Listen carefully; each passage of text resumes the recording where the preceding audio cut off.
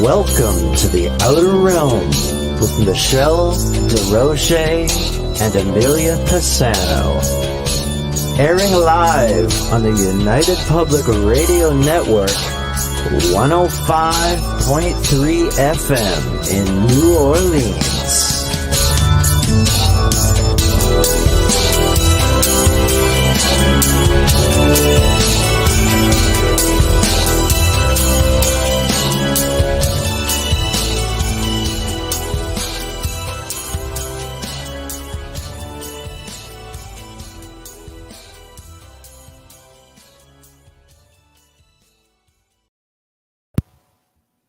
Good evening, everyone. Welcome to our Thursday night segment here on the Outer Realm with myself, Michelle DeRoche, and Amelia Pisano. We are broadcasting live via the International Public Radio right here on the United Public Radio Network, 105.3 FM from the beautiful city of New Orleans. We are fully sponsored tonight, every night, with or from the amazing folks at Folgers. Say that. I need a Folgers. I think I need a very strong Folgers. It's been that kind of a day. Anyway, here. Thank you, Folgers. And of course, we're truly grateful and honored to have Dr. Snick on board, aka the Sonic Surgeon, Justin Snicker, who has supplied his voice and his music for our intro and our outro. He is an award-winning composer of Halloween horror, sci-fi, and dark wave electronic music. His music is available on Bandcamp, Spotify, iTunes, Amazon, anywhere that you can basically stream music. So thank you. Tonight we welcome our returning guest, Micah Dank, to the show, and we'll get into his bio in a few minutes and get into his discussion. Looking forward to it. It was a great time the last time he was on, so we know it's going to be a good time again this evening. I just love what he does. Anyway, please tune in to, I would say, best place is UFO Paranormal Radio, YouTube. We are on International Public Radio on YouTube as well. But if you want direct response, please go to the UFO Paranormal. We are also on Facebook, The Outer Realm, of course. Canada's Most Haunted, of course. News on the Flip Side, Joe Montaldo, UFO Undercover, UFO Paranormal Radio Network, and we are on Twitch under UFO Paranormal Radio also. So, got all that out of the way. Taking a breath. Wind. Yeah, so. Wind. Thank you, Colorado, by the way. We're what? You, Colorado. The winds are coming from Colorado. Thank you. Boy. U.S. is a gift that keeps on giving. Isn't it? Hi, Wayne. Hi, Jamie. Hi, Michelle. Hey, it's just really, you guys have been giving us some great weather these past couple months. It's been insanity the past month. But at least we're safe, Unfortunately, for Kentucky and the Midwest was touched down on again. So my thoughts and prayers are with you all. Mm-hmm. That's pretty bad. But we're getting the offshoot of that, and it just sounds like, in this house especially, like it's old, it's big, but everything just sort of, the walls are 3 feet thick. When it's shaking, you're like, why? It's like, it's bad. It doesn't sound good. I have chandeliers everywhere, and all you hear is ding, ding, ding, ding, ding, ding. I'm like, really? I still get that one piano key that goes. That's a whole other show. We won't go there. It's so freaking weird. Like all this random thing, one piano key, bing, and it resonates. I'm like, it's not weird when we know who's doing it, though. I know, but still. Michelle Millions is enjoying a Folgers coffee right now. That's great, Michelle. That's excellent. Cheers. Yeah. Salud. There we go. Oh my gosh, what a crazy, windy, crazy day. I was out for just a short amount of time because I'm having a hard time being out, but that's another. That could be a whole other segment and everything. And you go out and you have this big 90-kilometer wind go. Yes. Yeah. Well, that's why I said, let's just try it straight, honest to God, because she loves to just curl my hair. But it's like, because you're like a little bubbly dolly. You just get to do stuff with it. She doesn't think that way, but she would argue with you on that one. She's known me 29 years, and she's like ready to kill me. I've had such bubbly dolly. No, I've had the tail comb, the tip of the tail comb in my head more than once because I'm squirrely and I'm just like, because people talk to me when I'm there. Yeah. Lately, no, because it's been dead because of what's going on in our world. So the salon Right. is very, very dead. There was nobody there but me when I was with her. Which is good. Well, Yeah. it works out very well for us with, my daughter having kidney disease and that. I don't want to be somewhere where it's crowded. I don't want to take a risk. Yeah, But for sure. For it's sure. weird, but usually when I'm there, I'll be noticed or spoken to, and so I'm used to, and I'm friendly. Yeah. More Hi, friendly than me. Dolly. Hi, Derek. Don't No, talk to you're me. friendly. I've seen you with Grr. fans. You're really good. Yeah. But like, if somebody wants to talk to me, I don't mind talking to them. Giving them a reading at the time, No, that doesn't work out. No, that no. doesn't work for me. Not on my own time. I don't do No. readings either. I haven't done them in years. I only do them for bereaved parents, Right. and I do that without charge because I want to help in any way. But anyways, yeah. So it was very quiet. I'm just reading Michelle's comment. Folgers, the coffee of investigators. It'll wake the dead.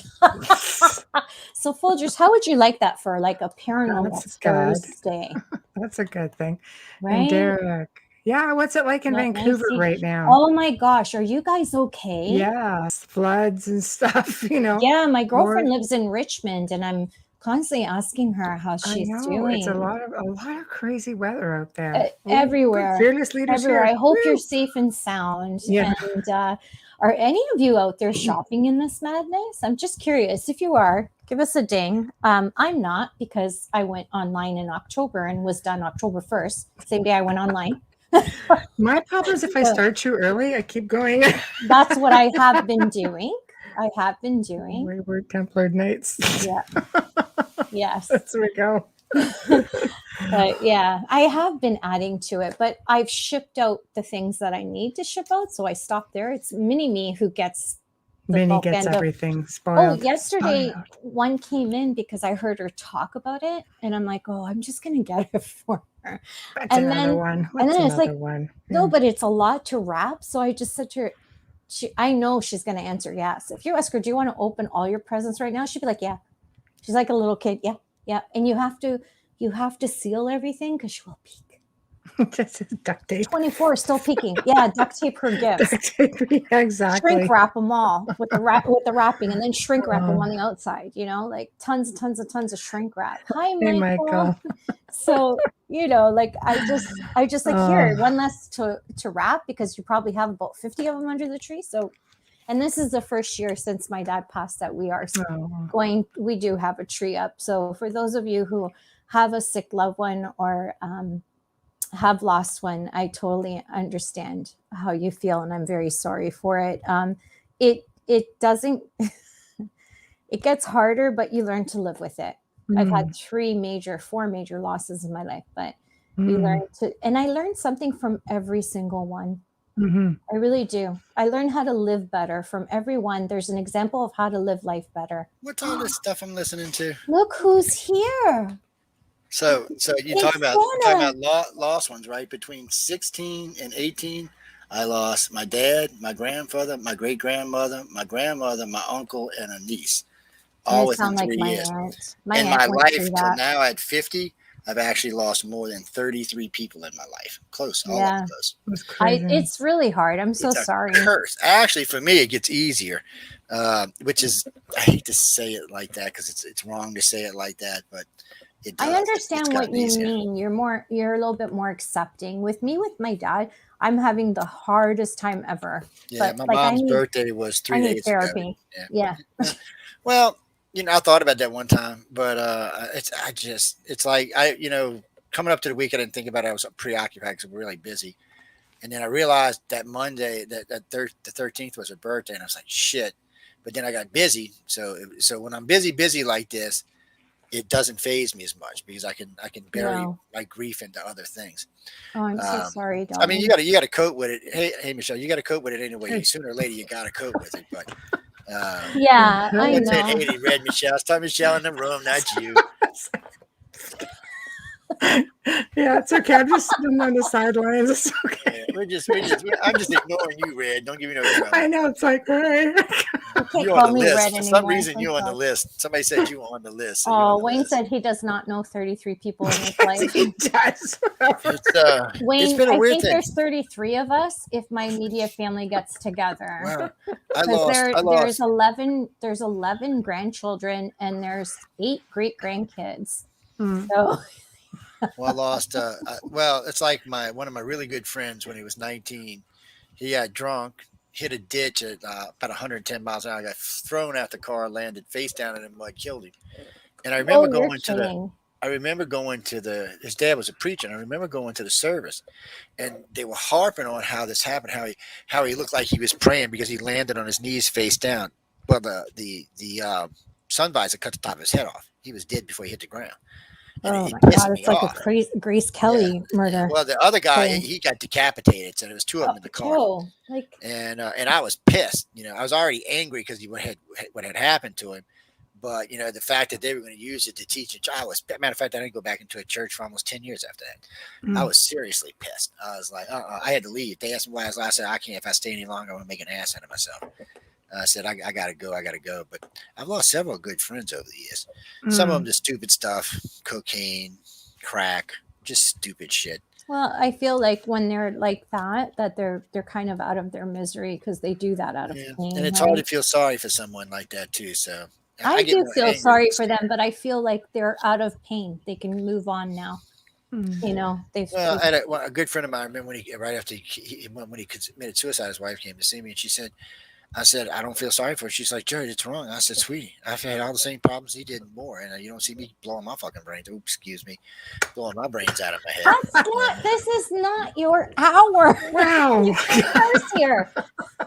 It was an accident. It was a slip. It was only partial curse anyway. Joe owes $10 in the naughty jar. I'm writing it down. $10. It was a half a curse, so it's $5. In the naughty jar. Where's my list for Joe? We're going to have to actually get onto the topic at hand. Yeah, that's right. Damn it, Amelia. You get on damn topic. You have a PowerPoint I was to get just ready. talking about you with somebody just a minute ago, just before I came in here. Who? Your ears should have been burning, Miss Amelia. I was just talking about good. Was it me? Oh, I don't know. Do I want to know? No, you don't. Tell me later. Tell me after the show. No, I was talking to Carmen. You know who he is.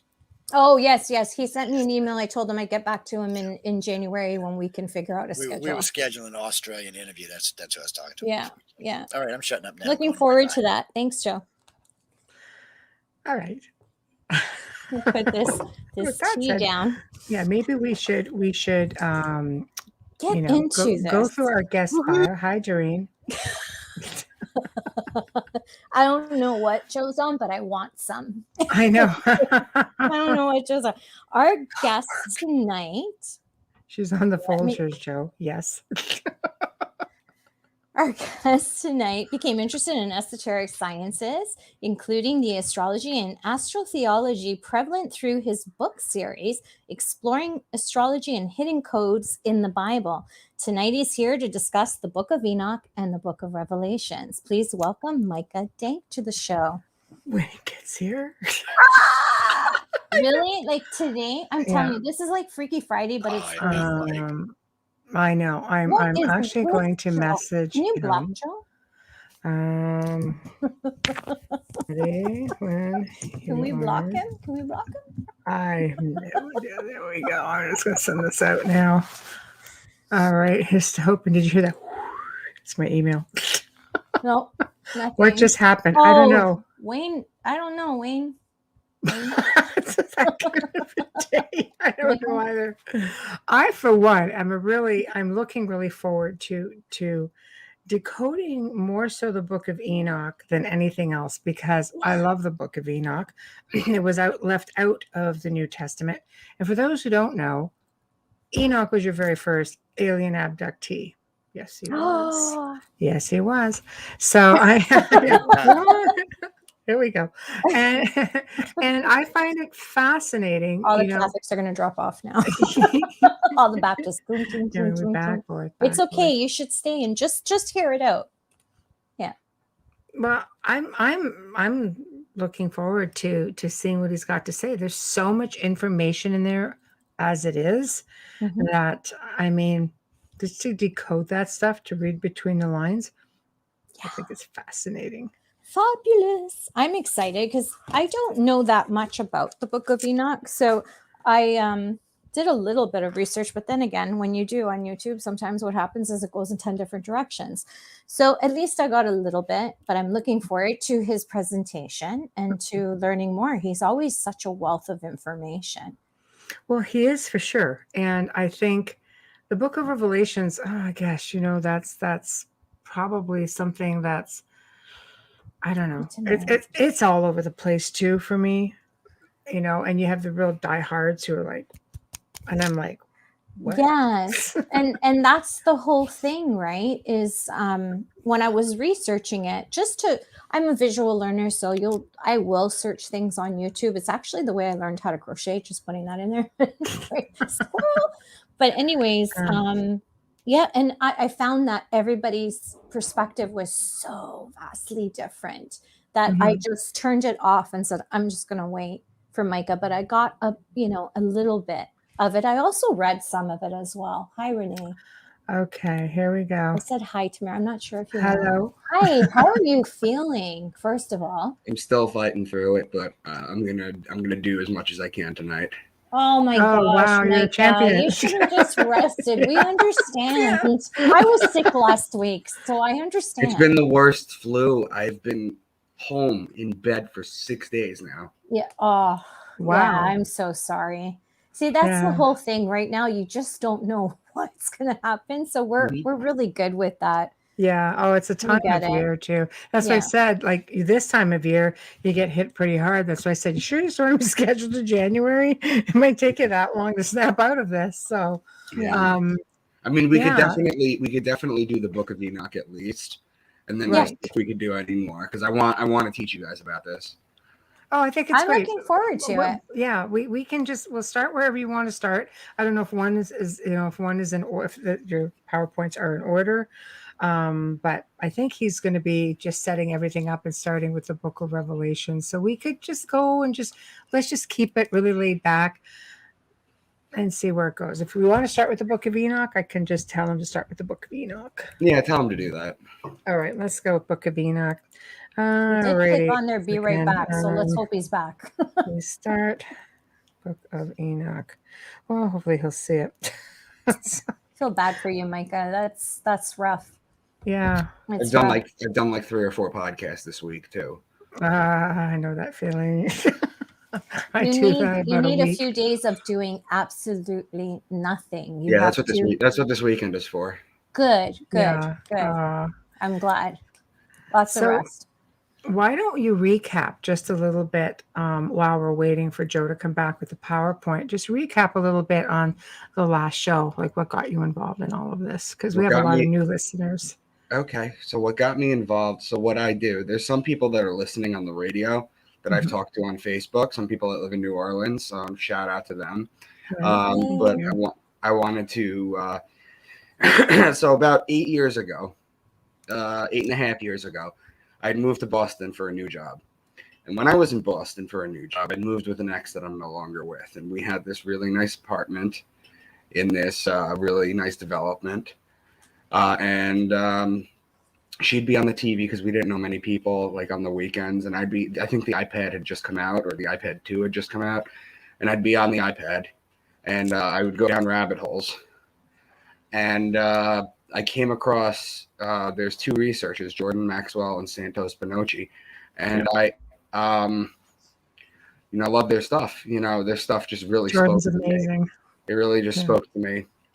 So I started studying their stuff. And then when I was comfortable enough with their material, I started opening old books, old holy books, not just of the Bible, but out of the Bible too, like the Code of Hammurabi, the Enuma Elish, the Epic of Gilgamesh, things of that nature.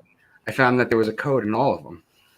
Wow. So what I did was I just started making PowerPoint presentations, started doing podcasts, this and that, started teaching them.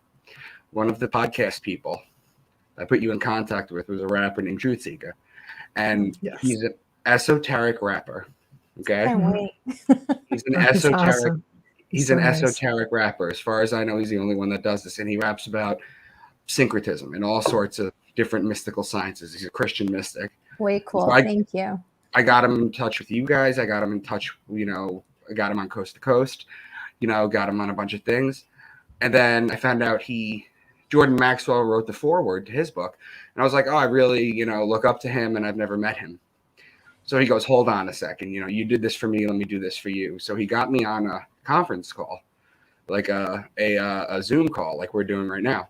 Mm-hmm. And he got me on a Zoom call, and I was able to email him some of my work. And he said that what was the word he used? Sensational. That's what he said. He said the work was sensational. Wow, that's amazing coming from Jordan Maxwell, because he's freaking amazing, right? Yes. So we talk. I haven't called him in a couple of weeks, but usually I reach out to him, and then, he knows me by Skype now. Now he's back on Twitter. Wow. And we talked. So then, people in my timeline, because I tell everybody, friend me, find me on social. Let me know what you thought of my work. I have a book series. I sell them from my house as well. Mm-hmm. If you think that this work is interesting, the book series will blow you away. And what ended up happening was some of these friends that I had would start posting about Santos Bonacci, how he has a syncretism school now. He has an online school. So I had previously talked to Santos when I first started decoding holy texts, like the book of Matthew, like I did last time I was on with you. Mm-hmm. I sent him one of my videos, and he posted it on Facebook. He shared it. He goes, I've shared this around. So then people told me he had a syncretism school. So I sent him a bunch of podcasts. I think yours were one included, the one we just did. And I sent a bunch to him, and he writes back to me. He goes, oh, you're good, brother. He goes, we would love you to be part of the academy. So now I'm teaching at Santos's school as well. Congratulations. That's no great. wonder you got sick. Yeah. So it's just, I'm amongst the two that I really looked up to, the ones that really changed my life. I'm amongst them now. Wow. And it's just been really humbling. It's been great. I've been getting great feedback from people, not too much negativity, despite what I talk about. Right. Excellent. I think it's excellent. Congratulations. That's just awesome. I love Jordan Maxwell. God, just to pick that man's brain for 5 minutes would be just mind blowing. So he's such a sweetie. So, okay, well, we're ready. I think Joe's ready to go on the Book of Enoch. There we are. Thank you, Jojo. So hold on, before we start, I got to ask you ladies, what do you know about the Book of Enoch? Tell me everything that you. I know absolutely zero. I'll let Michelle answer that. Well, I do know that it was left, the Book of Enoch was left out of the New Testament. I always say he's the first abductee, right? To sort of go and walk amongst extraterrestrials, especially when I think of the one thing that he says where, they showed him the future and everything in the palm of their hand. I think something along these lines. Mm-hmm. I know that he went back and forth quite a bit. And, for those of our Christian friends, they would know him as the archangel or the angel Metatron. Correct. So you could go on and on, but we'd be here for a while. What you also know is that the Ethiopian Bible also has the Book of Enoch in it. The Ethiopian people are interesting people. They have a 13-month calendar, okay? It's 12 months of 30 days and 1 month of 5 days, okay? Wow. Their new year is on September 11th. Go figure. Oh. And also, they have a church there that is heavily guarded that supposedly has the Ark of the Covenant there. And there was a story that was kind of buried in the headlines a while back, maybe a couple months ago, that said that basically 75 people tried to rush it and they were all killed. Yeah. So they have something hidden in there, Yeah, they don't want anybody to see it. But so the Book of Enoch, I believe he was Methuselah's grandfather. Mm-hmm. And he lived 365 years. Mm-hmm. We can get into what the years go within later. But basically in the Bible, everybody... So in the Bible, when they're giving the lineage, they'll say Abraham lived 900 and blah, blah, blah years. He begat a son at blah, blah, blah years. He died at blah, blah, blah years. Mm-hmm. But with Enoch, when you get to Enoch, they says he lived 900 years and he was not, for God took him. So he was the first person. You have Enoch, you have Elijah that actually went up to heaven alive. Right. Okay, so that's the story. Yes. And these are metaphors. Like the raptures, of course. Yeah. Right. These are metaphors, obviously. Yes. But we're going to go through the book of Enoch, and I'm going to show you the astrotheology in it. But Okay. first, we have to go through the 12 signs of the zodiac. So we could start the presentation. You can go to slide 2. Okay. Thank you, Joe. There we No, go to 1. Hold on. So tiny. Go back to 1. Go back to 1. Go back to 1. There we go. Okay, Book of Enoch. I don't have it in this. Hold on. I have to read you from another thing. Hold on. Well, you just read it yourself, and then we'll connect up on this when you're ready to go. All right. So let's talk about Aquarius. Okay, the first sign I talk about is Aquarius, which is represented by the man. Whenever you hear the word son of man, right. baptism, because the man with the water pitcher pouring it out, that's how you baptize someone. Right. Water pitcher, fountain, stream, river, lake, pond, they're talking about Aquarius. Whenever you're talking about Pisces, you're talking about the same thing, because Pisces is the water sign. Now, although Aquarius is an air sign in astrology, because there's water literally in the sign, it can be used to talk about water. Then Aries is the ram. And in Aries, you have March 21st, which is the spring equinox. It's a 12-hour day, 12-hour night. In Aries, you have the Passover. Always. Nisan 14 always falls in Aries. It's when God passes over Egypt and smites the firstborn children of anyone who doesn't have the lamb or the ram. Aries, the ram. They don't have the ram's blood on their doorpost. Okay. In astrology, the Passover is the day, March 21st, where the sun passes over the equator and on its way back to its height in the summer solstice. In Christianity, you have Easter. That's always in Aries. Easter and Passover chase each other in Aries. The Passover, and it's changed, and it's called the resurrection of God's son. So it's different meanings, but it's the same meaning at the same time. So whenever you're talking about ram, lamb, shepherd, ram's horn, the Jews blow the ram's horn because they're the people of Aries. They're talking about Aries. Then Taurus is the bull. When you see and look at the sky, okay, and you see Taurus during the season where it's supposed to be, you know that you need to put the plow on the bull so that you can plant the seeds so you can harvest in Virgo and Libra. So whenever you hear bull, ox, calf, or cow being the female bull, talking about Taurus. Then Gemini is the twins. That's the story of Castor and Pollux Troy, whose sister was Helen of Troy. It's the story of Achilles. So whenever you hear twins or brothers, they're talking about Gemini. And Cancer is the crab. And it's the sideways moving creature. The crab shuffles from left to right. Okay. We don't do that unless it's like a sports drill. Okay. But just as the sun rises on its axis starting December 25th, on December 25th, it'll rise a degree. The next day, it'll rise another degree. Every day, it rises another degree. The days get longer, the nights get shorter. Till June 21st. That's when the sun is at its height. That's the summer solstice. Then, just like the crab, it walks sideways for 3 days. And then on June 25th, and when I say it walks sideways, I mean it stays at that height of June 21st. It doesn't go up and doesn't go down. Then on June 25th, it drops a degree. And then every other day, it drops an additional degree until it hits December 21st, which is the winter solstice. It's the longest night of the year, the shortest day of the year. The ancients used to say that God's sun was dead because it wouldn't rise above the horizon. And then it walked sideways for 3 days. So it became God's sun was dead for 3 days before his resurrection. And the sun resurrects on December 25th. That's why all the ancient gods are born on December 25th. Then Leo is the king. He's the lion. He's the king of the jungle. The ruling planet of Leo is actually the sun. So whenever you're talking about lion, lioness, or cub, you're talking about Leo. Then Virgo is the woman holding the wheat stalk. So remember before we said you plant in Taurus. Well, you plant in Taurus, and then the virgins would cultivate the wheat in Virgo in order to make the bread for the year. So whenever you hear virgin, wheat, grain, seed, barley, corn, they're talking about Virgo. Okay. Right. And Libra is the justice. It's the scales, it's the balance, it's the just one. The reason it's the justice is because it judges God's sun as it passes over the fall equinox and begins its descent into winter, into cold, into death. Okay? So whenever you hear justice, judge, judgment, the just one, divorce, marriage, court, lawly things that happen in a courtroom, lawyer, for example, they're talking about Libra. Libra is also wine season. That's when you press the grapes to get the wine. Right. Okay? So that's also there. It's also olive oil season. So you press the olives to get the oil in Libra. That's when you collect. That's when you do it. Scorpio is the scorpion. and he is known as the betrayer. When a scorpion bites you, it leaves an imprint in your skin that looks like a pair of lips. It's why the mafia has the kiss of death, and it's why Jesus was betrayed by Judas with a kiss. Judas, in the story, could have pointed him out. He could have thrown a rock at him. He could have hugged him. He could have done a million things.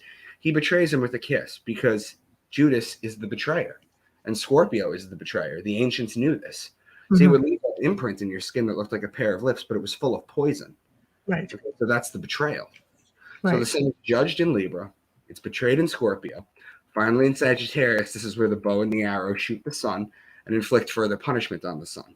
And Sagittarius has December 21st, which is the day of death. Anytime they're talking about a death, metaphorically, astrotheologically, they're talking about December 21st. It's always Sagittarius. Right. Jesus dies in 4 Gospels. Okay? There are 4 horsemen of the apocalypse. Right. Okay? The horseman is Sagittarius. Okay? The horseman of the apocalypse. Jesus dies in 4 horsemen, which is the 4 Gospels. December 21st. So whenever you hear horse, bow, and arrow, spear, horseman, they're talking about Sagittarius. And then finally Capricorn, because he's the goat. Because if you look at the zodiac wheel, Capricorn's at the bottom of the wheel. So if you imagine the sun climbing a degree a day alongside the zodiac wheel, it starts to climb in Capricorn. So it starts to climb up the mountain, the great mountain, back up to June 21st. Okay? So those are the 12 signs. And I've given you keywords that you need to look. Okay. So we can... Okay, go to slide 2. Okay, yeah. Can we go to 2, Joe? Please and thank you. Thank you. A little bit smaller. Okay, thank you. There you go. Chapter 2:1. Observe ye everything that takes place in the heaven, how they do not change their orbits, and the luminaries which are in the heaven, how they all rise and set in order, each in its season, and transgress not against their appointed order. That's what I just told you. What I just went through was the 12 signs. That's what they basically do. They're all in their place. They do not change their orbits. Okay? They all rise and set in order, each in its season. There's 4 seasons. Okay? So you can go to the next slide. Okay, perfect. Number 3, Joe. Thank you. Chapter 8:2. Simjaza taught enchantments. Armoros, the resolving of enchantments. Barakiel taught astrology. Kokabel, the constellations. Ezekiel, the knowledge of the clouds. Sariel, the course of the moon. Okay, so they're openly talking about astrology and how they're talking about it. Meanwhile, if you look at the Catholic Catechism 2116, they tell you that astrology is evil and to avoid it. Yes. Okay. Yes. You can go to the next slide. Awesome. 14:11. Its ceiling was like the path of the stars and the lightnings, and between them was a fiery cherubim, and the heavens was clear as water. This could mean the sign Aquarius or Pisces, as they are the water signs. We're going to figure out which one. Go to the next slide. And I entered that house, and it was hot as fire and cold as ice. The sun has entered either Aquarius as Pisces. As those are the winter months, the sun is both hot and in the middle of winter, so it's both cold and ice. It's a metaphor. Right. You can go to the next one. Okay. And I beheld a vision, and lo, there was a second house greater than the former, and the entire portal stood open before me, and it was built of flames of fire. And in every respect it so excelled in splendor and magnificence and extent that I cannot describe to you its splendor and extent. And its floor was of fire, and above it were lightnings and the path of the stars, and its ceilings was also flames of fire. And I looked, and I saw there a lofty throne. Its appearance was as crystal, and the wheels thereof as the shining sun. So the sun is in its kingdom. It's in Leo. Remember, the sun rules Leo. Okay. When they're talking about the kingdom of heaven on earth, they're talking about the sun in Leo. When they're talking about the sun in its kingdom, it's in Leo. It's the dead of summer. Okay. Also, we now know that they were talking about Aquarius, not Pisces before, because Leo and Aquarius are opposing signs. And I made this point previously, is that whenever you're talking about zodiac signs, they're always going to reference the neighboring sign or their cross sign, because that's the pattern they follow. That's how you know this was encoded this way, because it always follows the same pattern. If it just jumped from one sign to another, you could still make the connection that it was at the zodiac. But the fact that it's always the neighboring and the connecting signs, which are the most powerful signs to a sign, that's why. Okay, so we can go to the next slide. 17, the point of whose summit reached to heaven. They're talking about darkness, which is correlated to winter. So it's one of the winter months. And I saw the place of the luminaries and the treasuries of the stars and of the thunder, and in the uttermost depths where were a fiery bow and arrow in their quiver. The man with the arrow and quiver, Sagittarius. Yes. So moving along the zodiac in its progression, what's next? Now Sagittarius is in the winter. Okay, so go to the next slide. So it's Sagittarius moving along in the zodiac. And they took me to the living waters and to the fire of the west. Aquarius and Pisces are on the left side of the zodiac, which is the west. Therefore, the west. The sun is now back to the water sign. Okay, so you went from Sagittarius to Aquarius. Those are neighboring signs. So these just follow suit. So go to the next slide. And I saw the cornerstone of the earth. I saw the four winds which bear the earth in the firmament of the heaven. The four winds are the cross that the zodiac has. So when you have a zodiac wheel and you connect the solstices and the equinoxes, it makes a perfect cross. That's the cross of God's son. God's son lives and dies on that cross. Okay? I saw how the winds stretched out the vaults of heaven. I saw the winds of heaven which turn and bring the circumference of the sun and all their stars to their setting. So go to the next slide. 18:13. And I saw 7 stars like great burning mountains, and to me when I inquired regarding them. The 7 stars, you've heard of the Pleiades, right? Yes. Yes, they're known as the 7 sisters. That's right. They talk about this in Revelation. They talk about the 7 stars. Anytime they mention 7 stars, that's what they're talking about. It's the 7 stars of the Pleiades. Okay? The Pleiades, I believe they're in Taurus. I have to double check though. But go to the next slide. Again, and there I saw 7 stars of the heaven bound together in it, the great mountains and burning with fire. They're the 7 stars again. Okay, go to the next slide. 46:1. And there I saw one who had a head of days, and his head was white like wool, sheep, Aries. Right. And with him was another being whose countenance had the appearance of a man. 46:3. This is the Son of Man who hath righteousness. I've mentioned the Son of Man was Aquarius. When you're talking about nicknames for Jesus, okay, that are given in the church that people don't realize are just astrology. Okay, the Son of Man is Aquarius. When the sun is in Aquarius, Jesus is known as the Son of Man. When Jesus is in Pisces, he's known as the fisherman of men, and it's why he feeds the masses with the 2 fish. When Jesus is in Aries, he's the Lamb of God or the Good Shepherd. Okay? When Jesus is in Cancer, Cancer is the crab, but it's also, in ancient times, it was the scarab beetle. St. Augustine called Jesus the good beetle in his works.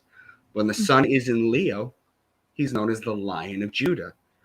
The lady with the stalk of wheat in Virgo, he's born of a virgin, and he's called the bread of life, the wheat stalk. When the sun is in Libra, he's known as the just one. These are all names for him that the church openly talks about when you're referencing him. The Lamb of God, the Good Shepherd, all this. These are all names for him. The Lion of Judah. It's all astrology. Okay? I believe that. I believe that. Yeah. Yeah. Okay. So go to the next slide, please. 48:1. And in that place, I saw the fountain of righteousness. Again, a fountain. Aquarius, the man with the water pitcher. And all the thirsty drank of them, and were filled with wisdom. And at that hour, the Son of Man was named. Again, the Son of Man. Aquarius. So that passage is just talking about Aquarius. 14. For wisdom poured out like water, Aquarius. And he shall judge the secret things. Well, judging is Libra, the scales of justice. Right. Okay, so go to the next one. And in those days shall the mountains leap like rams, Aries. And the hills shall also skip like lambs, Aries. Satisfied with milk. Milk comes from the Milky Way galaxy. The Milky Way galaxy was named the Milky Way galaxy as far back as the Egyptian Book of the Dead. Wow. Okay? which is thousands of years old. It was always called the Milky Way galaxy. Okay. Wow. The interesting thing too is in the sign of Cancer, there's a group of stars called the Beehive Cluster. So the bees produce honey. So that's where the honey comes from. And the Milky Way galaxy is in the middle of Sagittarius. So from Cancer to Sagittarius in the sky is your land of milk and honey. It's not actually a place on Earth. It's just a celestial metaphor. Yeah. Okay. Next. 56.5. That they may break forth as lions from their lairs, Leo, and as hungry as wolves among their flocks. The wolf is the constellation Lupus. But the city of what? No. I said, yeah, Lupo in my head. Yeah. Yeah. But the city, oh yeah, right. You're the Italian one. I forgot.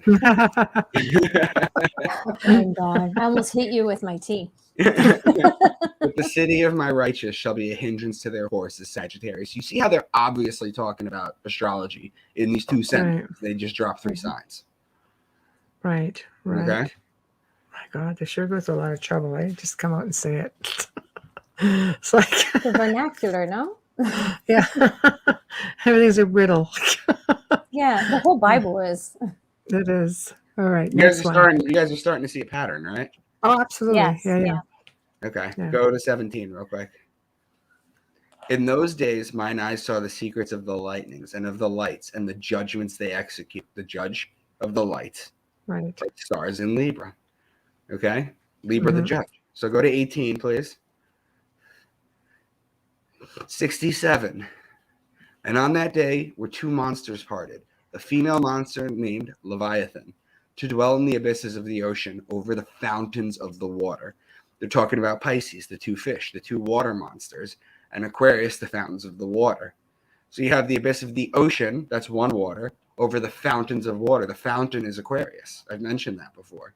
Okay, the ocean where the fish are, that's the second one. Okay, so go to 19, please. 65:6. They have learnt all the secrets of the angels and all the violence of the Satans. Okay, notice I mentioned Satans. Why did they mention Satans? They should only be. Where are you going? Go 17? Where were we at? 17? 19. Okay, good. Sorry, so where was I? Maybe he sneezed. Yeah, you mentioned Satans, yes. Multiple Satans, okay? Right. I thought there was just one Satan. Satan is a mistranslation. There's no actual Satan, okay? Satan is a mistranslation. In Hebrew, the word is Hashatan, okay? And the word Hashatan translates to adversary. So 2 basketball teams playing each other are Satans to one another. That's all Satan's is. It's not actually a devil with a red pitchfork and a tail. Okay, that's not Satan. In fact, the earliest drawings of Satan, he was actually blue in the 900s. The earliest drawings we have of him, they actually drew him blue. Right? So Satan is not real. So go to 20. Thank you, Joe. And through that oath, the sun and moon complete their course and deviate not from their ordinance from eternity to eternity. And through the oath of the stars complete their course, and he calls them by their names, and they answer him from eternity to eternity. And in like manner of the spirits of the water and of the winds and of the zephyrs and in the pass of the quarter of the winds.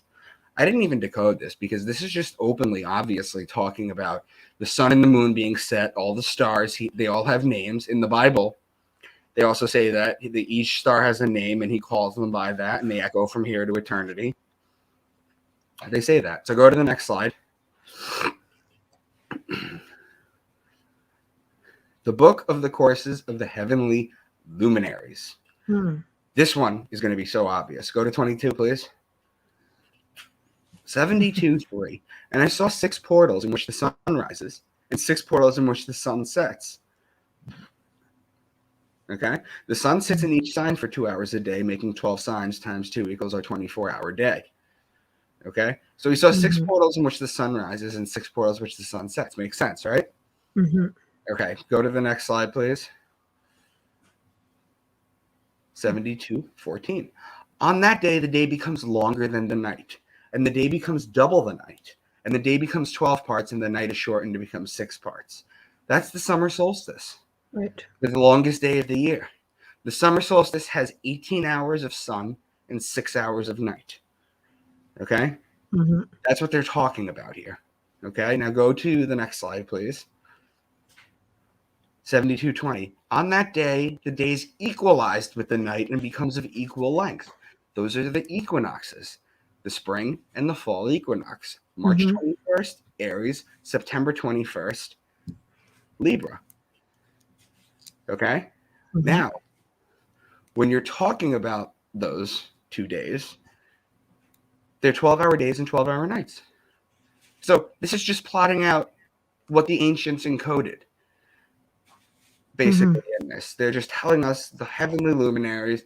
They're embedding all this astrology. You can go to the next slide. 7226. And on that day, the night becomes longer and amounts to double of the day.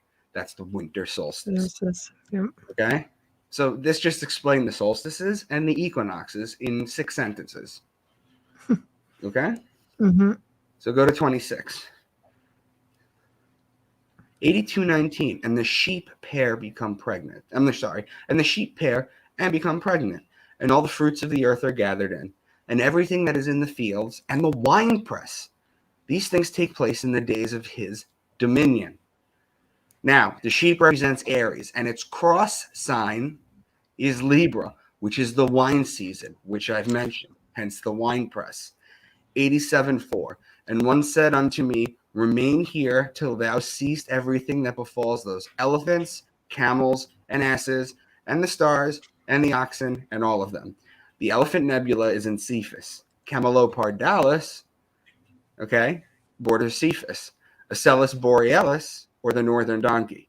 Boots is the ox constellation, or could be referencing to Taurus as well. Okay? Yep. Go to the next one, please. But 89:12. But the bull, Taurus, which was born from him, begat a black wild boar. The Andromeda constellation is known as the boar, and a white sheep, which is Aries. One sentence, one line, 3 signs. Right. Okay? Yeah. Are you guys even surprised anymore? No, not at all. No, the whole church thing, that they'll even put symbols in plain sight, that people don't see.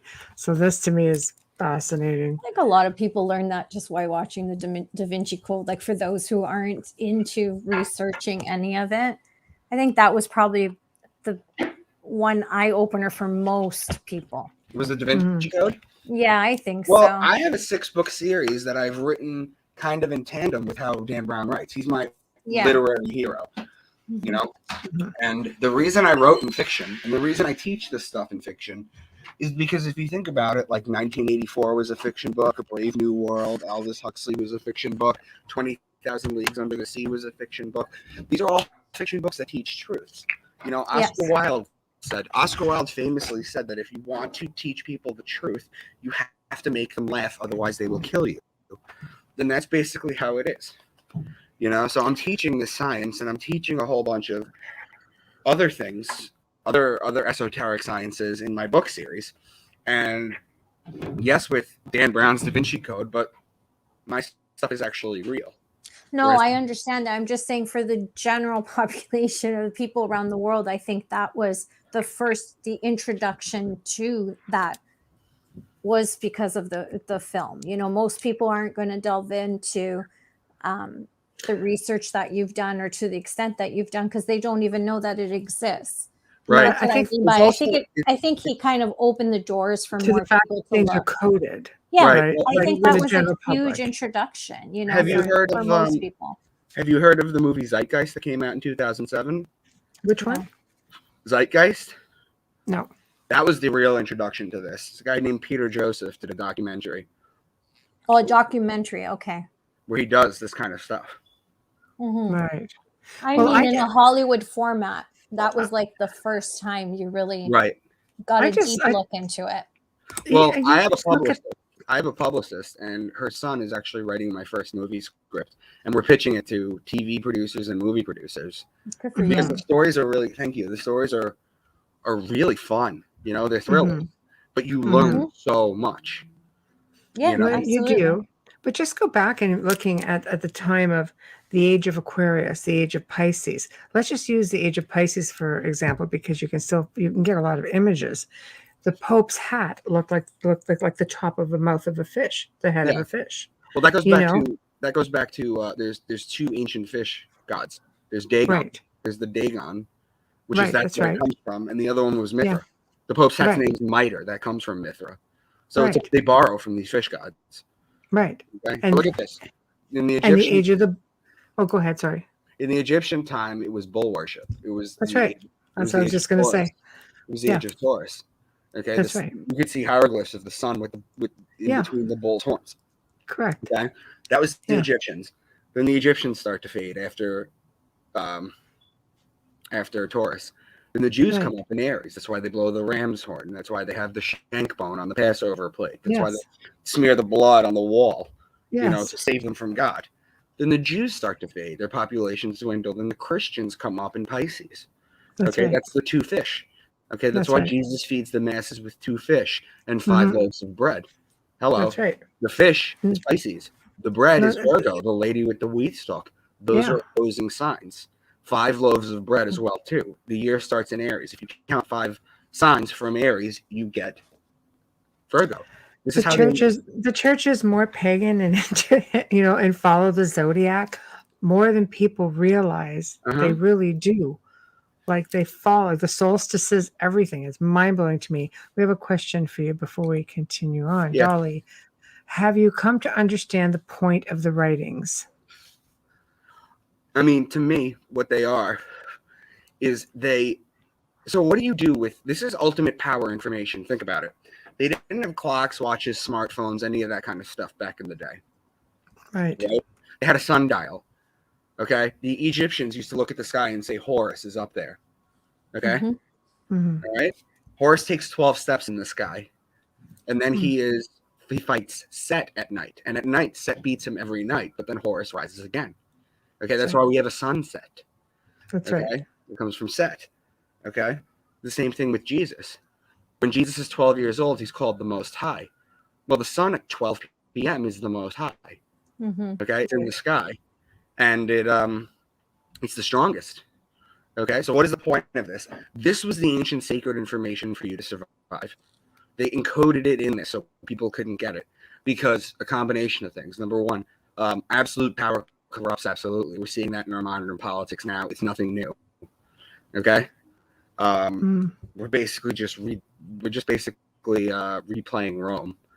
I mean, Rome had Capitoline Hill. We have Capitol Hill. We have Roman architecture in Washington, D.C. Everything is based on that. But the reason, again, what I'm asking is the reason they encode this is because if I were to sit there and read this, if I knew the cipher that I taught you guys tonight, that I taught you last time, and I know these key words, because think about it, what did they do back in the day? They didn't have vodka distilleries. They made wine. So you had to know when to crush the wine. That's Libra. You had to know when to plant. That's Taurus. If I look at the sky and I see the bull, I have to put the plow on the bull. Because if I don't do that, then things are going to not grow, and things don't grow, then I can't harvest the wheat to make the bread. I can't harvest all the grains, and these are basically metaphors that do this. So they encode this so that people couldn't get to it, because these were also hand-me-down past stories that were passed on. Okay, so they encode this information so that if you had the key, you would know how to survive, because this was how you survived back in the day. You got to remember, they're barely out of the food chain. I mean, if you think about it, it doesn't even make sense. Look at any picture of the manger. There's a camel there. There's a donkey there. There's a horse there. There's a bull there. Right? Would either of you two women give birth around all these animals? Yeah. Either of us? What? Sorry. I said, would you give birth if you were surrounded by all these animals? If I had to, yeah. Why? You had a choice. If you're a woman that has to give birth, you really don't have a choice as to what's around you at that moment. So it's I guess if you have a choice. If I had a choice, yeah, of course not. Yeah, but basically, my point is basically that when it comes to it's always been about sun worship, because nothing exists without the sun. Nothing. No. So it's always been about solar worship. always. Okay. Mm-hmm. And Jesus is just a modern day. He's just a modern day sun god. Okay. Mm-hmm. You got to think about it. Like the way people take religion seriously about like literal biblical studies. Think about it. Like the Greeks and the Romans, when they were talking about their gods in the sky fighting Zeus and everybody, they took that seriously. You couldn't tell somebody Zeus didn't exist. It's the same thing now. It just repeats itself. That's all it is. Mm-hmm. Exactly. You mean there's no Loki or Odin? Dang it. They represent celestial. No, Loki, too Thor bad. doesn't look like Thor doesn't look like Chris Hemsworth, really? Okay, do you want me to keep going? Yeah, sure. I was going to say we you. want to go to 28. Please. 28. Good, thank you. 90.31.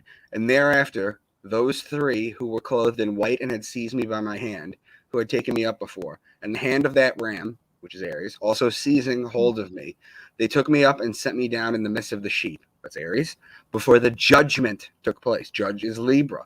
Those are opposing signs. There's always a pattern. That's how you know this is actually encoded this way. There's always a pattern. So go to the next slide. Thank you. 960506. Woe to you who devour the finest of the wheat, Virgo, and drink wine in large bowls, Libra. Those are connecting signs.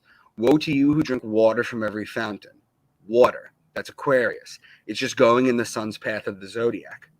That's all it's doing. So the next one, please.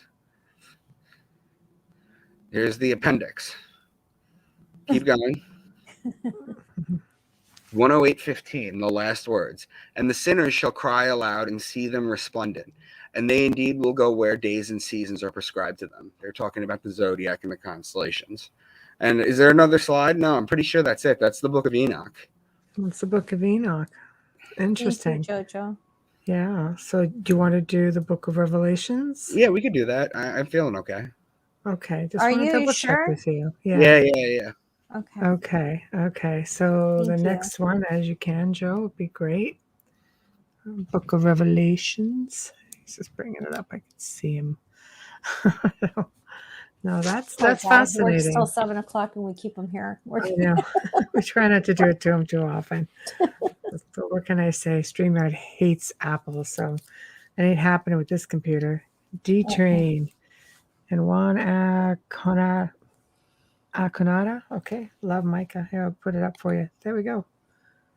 There we go. There we are. Okay. So the book of Awesome Revelation. guess. All right, Yes, slide. it Just start with the slide. It's fine. Go to is. Michelle.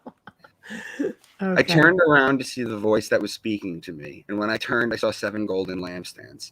And among the lampstands was someone like the Son of Man, that's Aquarius, dressed in a robe reaching down to his feet with a golden sash around his chest. So that's just a metaphor for the sun being in Aquarius, the golden sash.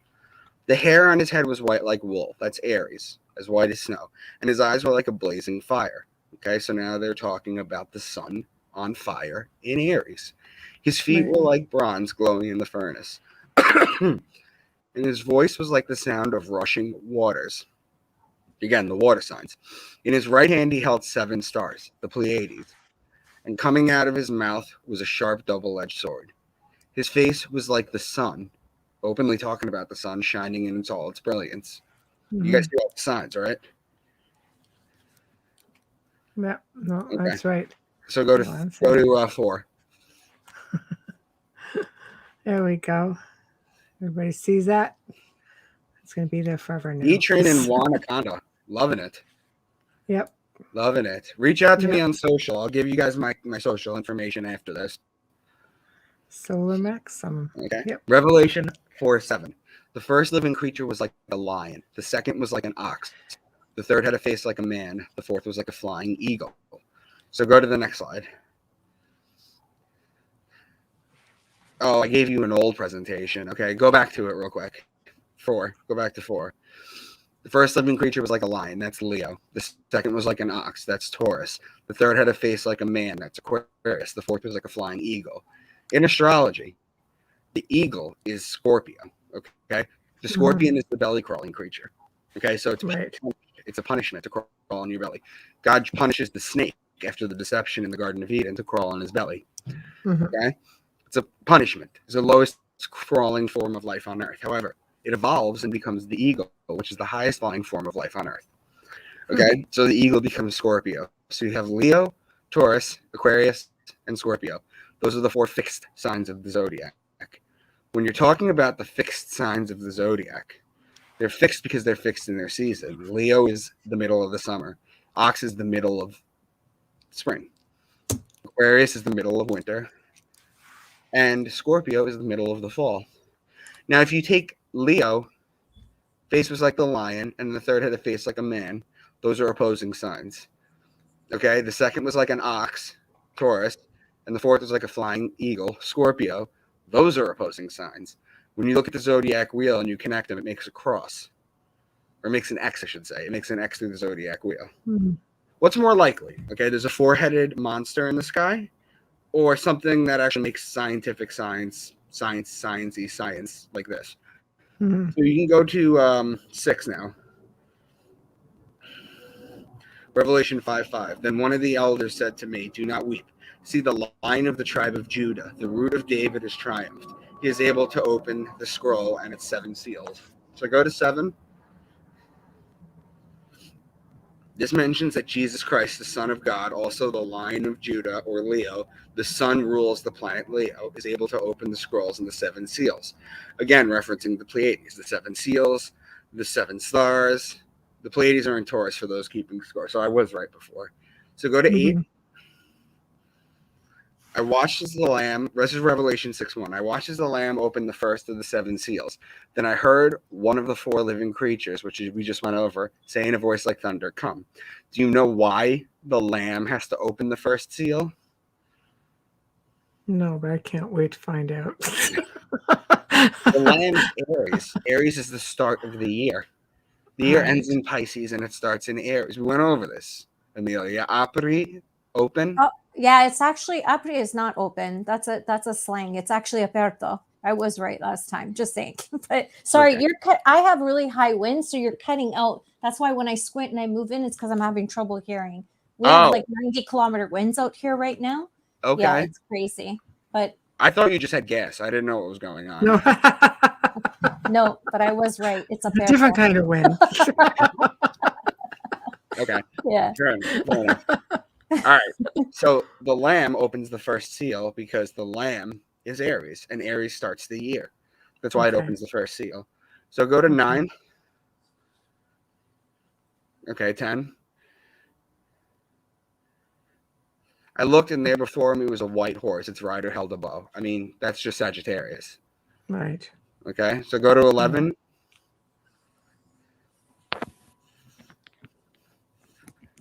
Okay, go to 12. These are just explanations for the slides. I'm not leaving stuff out, guys. Revelation 6:6.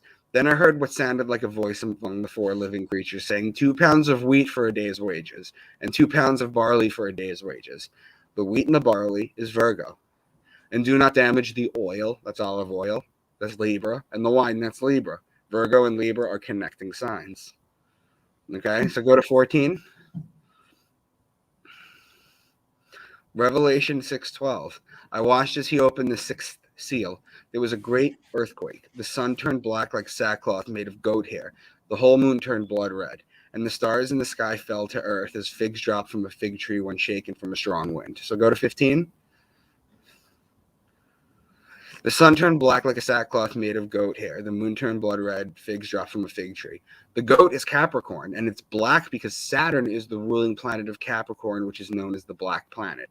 The Jews' worship goes back to Saturn worship.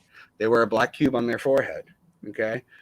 The Muslims walk around the Kaaba, which is a giant black cube. It's Saturn worship. Right. Yeah. Now, the moon turned blood red because directly across from Capricorn, its cross sign is Cancer, whose ruling planet is the moon. The first time figs are good to eat are in June or Cancer. The second time they are good to eat is from August to October, basically Libra. Okay, so go to the next slide.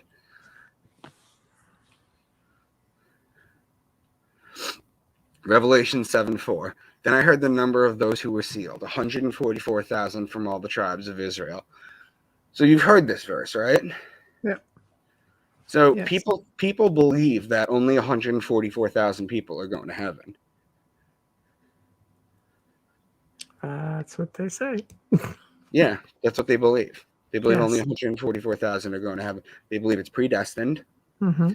They believe that no matter what you do, you're either doomed or you're going to heaven. That's idiotic. Go to 17 real quick. It's a great way of getting away with stuff that. Yep. There are 7 chakras. The root has 4 petals. The sacral has 6. The solar plexus has 10. The heart has 12. The throat has 16, which equals 48. The third eye chakra is represented by 96 and only has 2 petals because it's 2 times as powerful as the lower chakras. So 48 times 2 equals 96. The crown chakra is 1,000 times more powerful than the lower 6 chakras. When you add the lower 6, you get 96 plus 48 equals 144. And times that by 1,000 and you get your 144,000. When you've activated all your chakras, that is when you get to see God. It is not predetermined. You are not one of 144,000 people. We all have the ability to see God when we get our chakras aligned. Okay, so go to the next slide. Hi, Tyler. Revelation 9:3. And out of the smoke, locusts came down on the earth and were given powers like that of the scorpions on earth.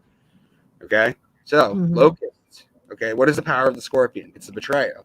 It's the betrayer. That's what the scorpion does. So locusts, if you go back to the Bible, they're a source of food. Okay, they're a source of food. When you're talking about it, I forget where it is there, but it's early on. It's in Genesis, I believe, what you're allowed to eat. And they say that locust is one of the ones that you can eat. So it's a source of food, but it's also the betrayer because not only is it a food source to keep you alive, but it's a plague also. Okay, so it gets given the power of that. So go to 20 real quick. The locusts looked like horses prepared for battle. On their head, they wore something like crowns of gold, and their faces resembled human faces. Their hair was like woman's hair, and their teeth were like lions' teeth. They had tails with stingers like scorpions. Locusts looked like horses. That's Sagittarius. On the head, they wore something like the crowns of gold. So that's the sun in Sagittarius. Their faces resembled human faces. Who are the humans? That's Aquarius, the man, and Virgo, the woman. Okay? Their hair was like woman's hair. That's Virgo. And their teeth were like lion's teeth. That's Leo. They had tails with stingers like scorpions. That's Scorpio. That's Scorpio. There's a ton of signs in there. So go to 22. Revelation 12:1. A great sign appeared in. This is another one they think that's going to happen. A great sign appeared in heaven. A woman clothed with the sun, with the moon under her feet, and a crown of 12 stars on her head. She was pregnant and cried out in pain as she was about to give birth. Then another sign appeared in heaven. An enormous red dragon with 7 heads and 10 horns and 7 crowns on its head. Its tail swept a third of the stars out of the sky and flung them to earth. So let's break this down. This is not going to be a woman in the sky with a dragon about to eat her. That's not what's happening. The sign appeared in heaven, a woman clothed with the sun. The woman is Virgo. Clothed with the sun is the sun in Virgo, with the moon under her feet. Okay? If the sun is up, the moon is down. If the moon is up, the sun is down. Right. Okay? Then another sign appeared in heaven, an enormous red dragon. There's a constellation called Draco, which is the dragon. Okay? That's right. Its tail goes from Aries to Sagittarius. That actually is a third of the stars out of the sky. Okay? So that's where this comes from. That's what this means. It all follows the same pattern. So go to 24. The beast I saw resembled a leopard, but had feet like those of a bear and a mouth like a lion. There's a constellation called Camelopardalis. It can reference a camel, Camelos, or Pardalis, which means leopard. Okay? The giraffe used to be called the camel leopard. And if you think about it, that's what it looks like. Yeah. Okay? So Camelopardalis, but had feet like those of a bear. The constellation Ursa Major, which is the great bear. Okay? And a mouth like that of a lion. That's Leo. Leo. Right. Now, Ursa Major goes from, I believe, Cancer to Virgo. No, Cancer to Leo to Virgo. That's where Ursa Major is. Okay? So it ends in Virgo. No, it ends in Virgo. So it actually crosses through. This will be the confusion. Okay. So I'm just letting you know the comments as they come up. So Right. While it's relevant, while we're going through it. Thank you, guys. Go to 26.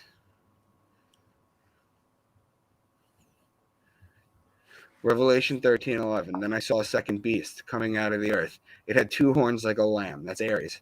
But it spoke like a dragon. That's Draco, whose tail starts in Aries. So they're basically just talking about Aries here. So go to 28.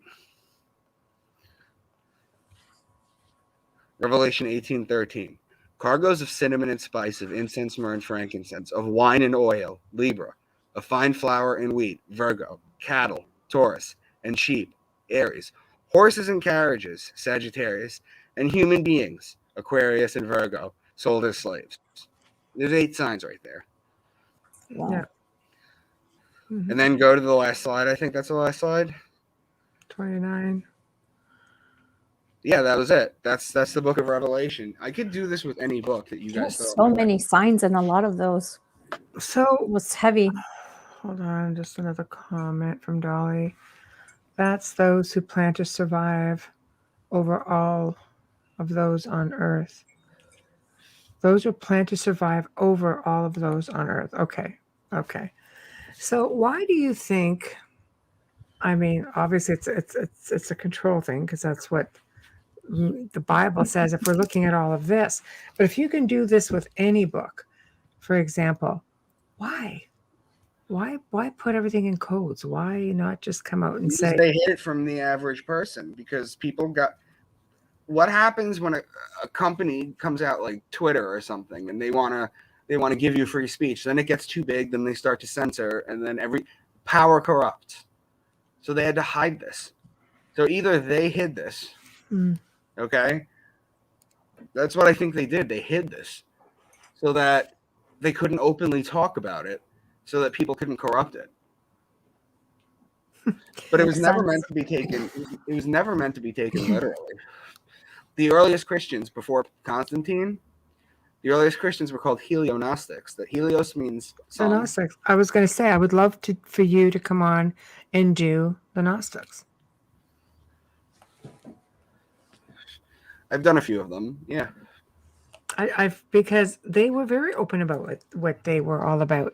They were very open about the stars and extraterrestrials, and but very lightly they'll talk about the sun. They'll talk about the moon. They're not going to give like this sign right here. They're not this passage right here. They're not going to tell you about these 8 signs that are hidden. I mean, what can it be when there's so many signs in one passage? So everything basically goes around the symbols, and it goes, around the zodiac. So basically, yes, the zodiac is what makes the world go around, essentially. So they're encoding it all. Right. Okay, so here Captains use it with their ships as well. Yes, you should do the Gnostics. Come back and do that. Then she says, you can't be a good slave otherwise. Okay. So, yeah, I mean, why? That's the question. I mean, obviously there's codes in everything. Everything you read, there's a code. Not like this. This tells a whole different story when you read it. You can read the Bible literally, but if you don't know the cipher, you're not going to be able to read it the right way. Right. So break That's it down. Why the stories are funny. That's why they have things like talking donkeys and talking snakes that people believe literally, or that people walk and turn into piles of salt. People take this literally. They used to write it symbolically. Right. Yeah. Which makes sense. So he spoke in parables and for a reason. Yep. Oh, there's more to that line, but yeah, that's really good. Yeah. This is history in a different format. Yep. I agree. I know you can look at a book and look at it an entirely different way. But I mean, with everything that's out there are code breakers who are really like beyond. They believe that there's a lot more to it. Are they just wasting their time? Is this essentially what it's all about? There's more. Because you make it look pretty easy.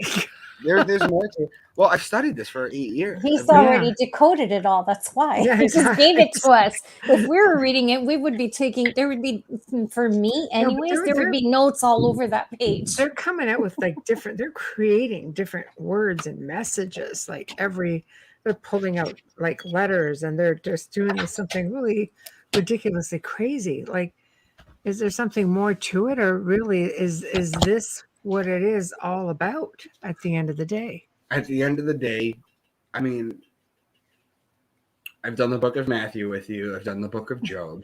Yeah. I've done the book of Revelation. I've done the book of Enoch. It's all the same stuff. Right. This is the hidden code that's in all of them. Mm-hmm. Right. Right. But why the zodiac? Like, is there something more that has to do with the stars that we should we be looking to the stars? It's how we survive. It's how we survive. Right. You can look at like the crawl right now. It says December 15th, 2021. I know it's winter. I know it's going to be cold outside. Right. The ancients didn't know when days change. They didn't know when the earliest ones didn't have forms of instant access like that. We turn on the weather, and when they're right, usually they tell us it's going to snow, so we prepare ourselves. They had no idea. Mm-hmm. I agree with that. It's basically a farmer's almanac. That's what it is. Mm-hmm. Yes, there we go. Its time is known. He's got it right. Those at the time had the understanding of children. It's time to grow up. So, meaning what with that, Dolly? I mean, now we've got technology. So why is this? I mean, we're decoding the past, sort of thing. But do you think they're still doing this now, moving forward? They're using these ancient books, all three of them. I've done the Quran too. Right. It's all the same stuff. These ancient books, they take it literally and they use it to seed war against people. Right. That's what they do. People fighting over it. They like it that way. Right. Again, comes back to power. How many do you believe that's why, I don't know, like with the Catholics, for instance, that it was left out of the Bible? I mean, I don't know why certain books were left out of the Bible. I could tell you they all could be decoded this way. Mm-hmm. Yeah. You know, I don't know. I think they left the book of Enoch out because, like I told you in that slide 8.1, they openly talk about who taught constellations, who taught this. It's kind of hard to tell people not astrology. to do that. Yeah, and it's like, you know, forbidden magic to them, playing with the dark side. But yet they're all about it. Don't play with That's it. what Only they we had can to do that. hide, though. They had to hide that because they could, again, control and power. That's what I'm Fascinating. That saying. was really amazing. Yeah, I mean, the only ones that are allowed to keep the forbidden knowledge are those at the top in control, you know. But you're right. These are the type of books that the faithful literally take very literally, and they'll freaking go to their deaths taking it very literally. People go to war over these things. You know, so what do you say to the naysayers? They're like, crazy, even though it all makes sense. Can you even get through? Can you even get through to a very... I can just share this information and then people reach out to me and say, this changed my mind. You got to wait for that. I can't shove it in someone's brain and change their mind. Right. You know, there's people who aren't ready to unplug from the matrix. Yeah, Right. it's a lot to absorb if you have a strong faith and belief in It is what you're always been, you know, taught to believe. It's hard. What I get told from a lot of people who reach out to me is it's very freeing to know that like hell doesn't exist. Well, I was just grateful those 10 Commandments don't mean shit because I'm kidding. Wow. I'm kidding. Send the hate mail to her. Trying to lighten things up, guys. Yeah, exactly. Awareness is the first step. Yeah, I'm still on the fence with things. I mean, I believe in everything that you just said. It makes complete sense. I'm not judging that at all. But then I have that Catholic guilt inside of me where it's like, right? Because you're born, you're Italian. They're diehard Roman Catholics. Very devout, very, very devout. Yes. Yeah. Well, I'm kind of like a recovering Catholic. So it's easier for me to accept all this stuff because I'm like, nah, not so I'm much. terrible in the way that I'm not devout. I don't practice. I don't go to church, but I will sit and have conversations with priests because I'm fascinated by everything. But I use it as learning, and I will go to mass once in a while just because I love when they're speaking and if they're telling stories. It's just something that I do still enjoy.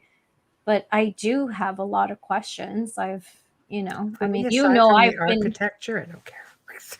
Yeah, no, see, I still have a fascination with it and why they're there. And I ask them all the time. I have respect for and interest in all types of clergy and why they're there. I think it's important to learn from all of them, but I will sit and have a discussion with a rabbi. It doesn't matter to me. I'm fascinated by all religions. I'm curious more than anything. All these people who wrote these books, I mean, they're obviously speaking, everything is just tongue in cheek. It doesn't, like that would take a lot of work, I would think, as opposed to just being able to come right out and just put it, like why not just give them a fairy tale and leave all of the astrology out of it.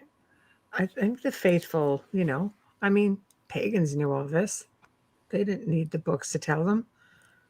Ancient cultures knew all this. They didn't need this sort of thing. Like, would you find this in hieroglyphs? Yeah, I do the Egyptian Book of the Dead too. Right. So it goes way back, even like. In fact, the 10 Commandments actually come from chapter 125 in the Egyptian Book of the Dead.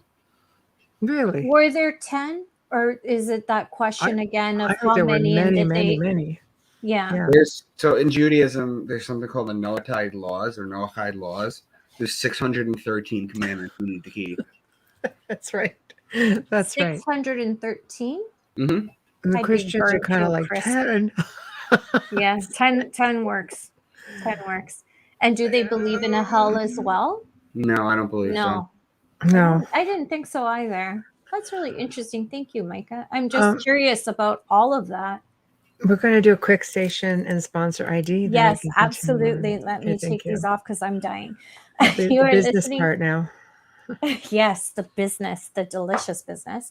You are listening to The Outer Realm with Michelle DeRoche and myself, Amelia Pisano. Tonight's guest is Micah Dank, and we're talking all about the Book of Revelations and Enoch, and he is here to decode it for you. If you missed it, please wait a minute, because this will be in archive before you know it, and you don't want to miss any of it. You want to start it from the top. So tonight we are broadcasting live from the beautiful city of New Orleans on 105.3 FM radio. We are streaming on International Public Radio and UFO Paranormal Radio, as well as UFO Gods and Extraterrestrials Radio. Our intro and outro is from the award-winning composer, Dr. Snick, the Sonic Surgeon, Justin Snicker.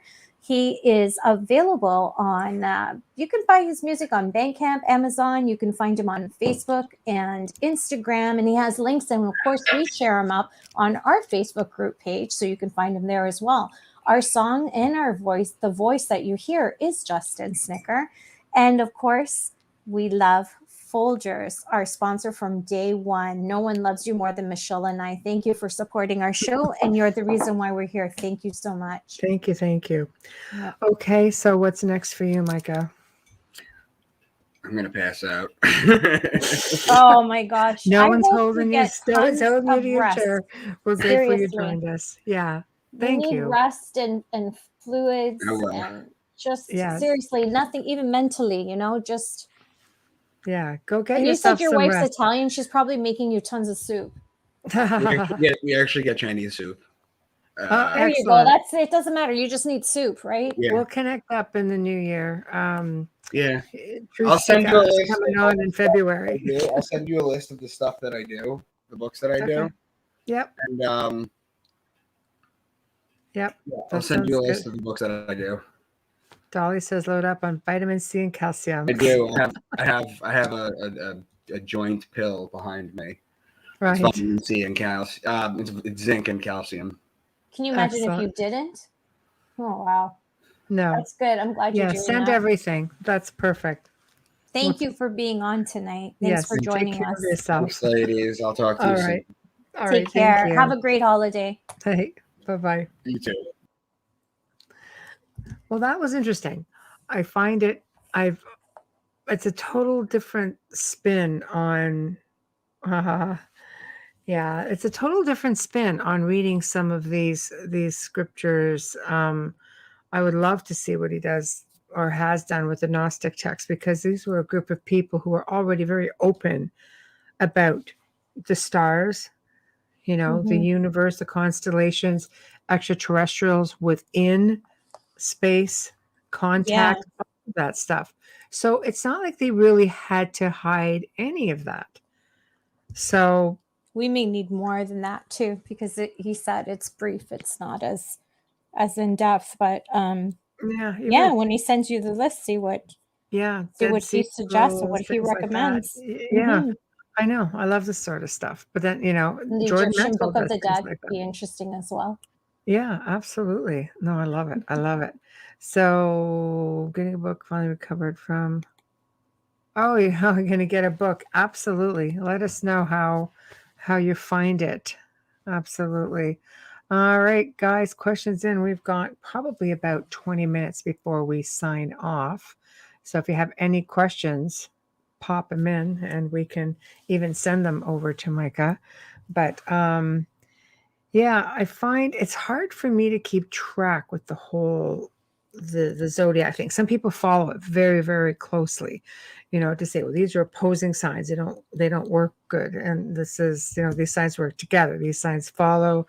You're gonna look on the cusp of this. I'm like, wow, you know, but yet it's like, but when he reads it, it makes sense. I love all his research. I respect him and all that he says. I'm just like I said, being raised Catholic, I do believe everything he says. And then there's some things where I feel bad, but I do understand a lot of the way he reads things because my father went by the moon and the stars and he was a winemaker and my family does make olive oil, you know, like literally the stereotypical Italian family.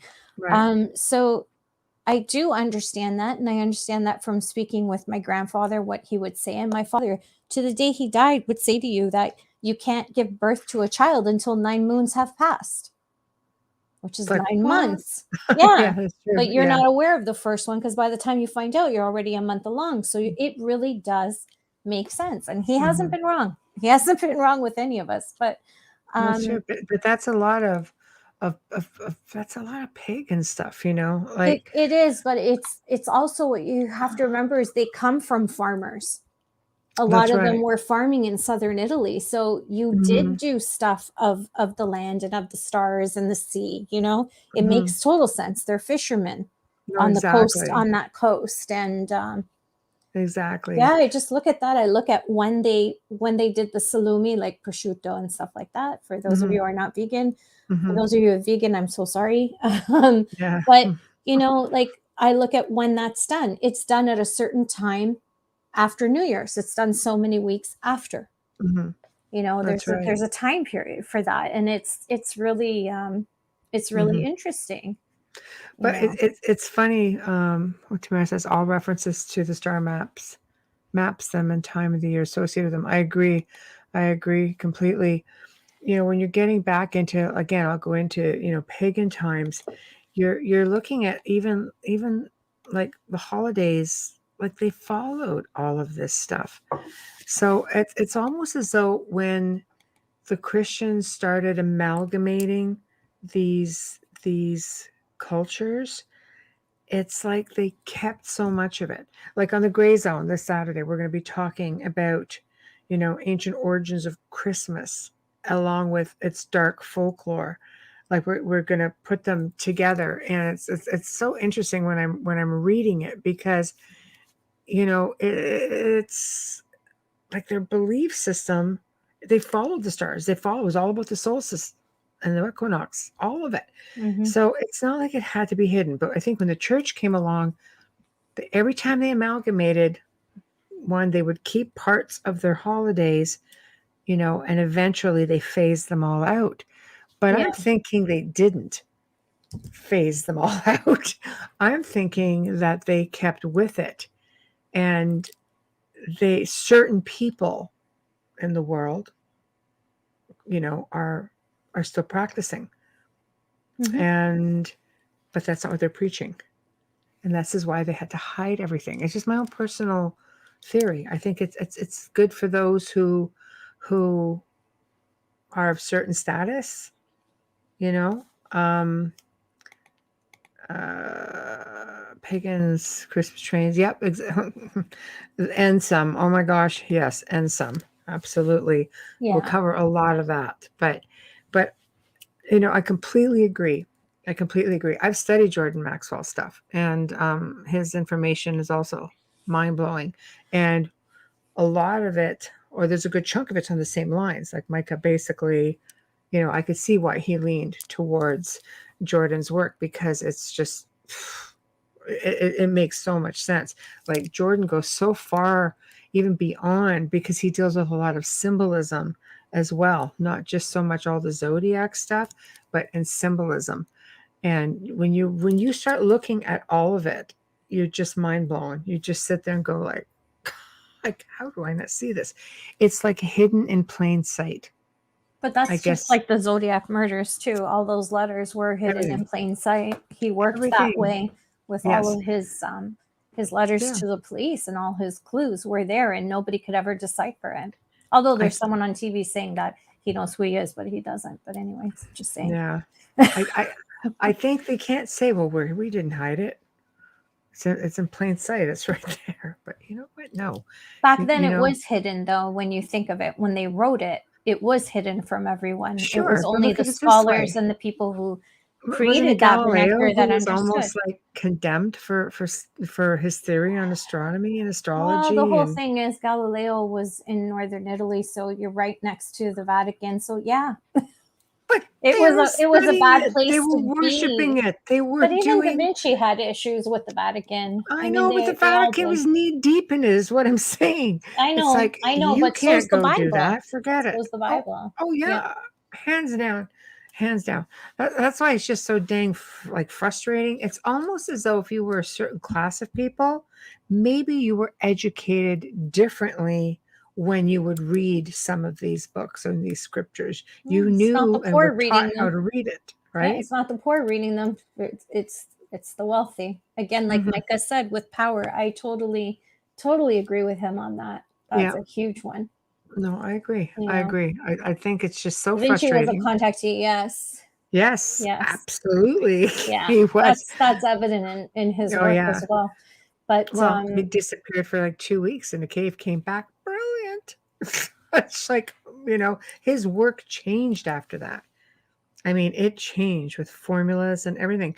And here's something people don't realize. If we're on the, talking about abductees or contactees, Nikola Tesla was said to be from Venus. FBI have released papers on that.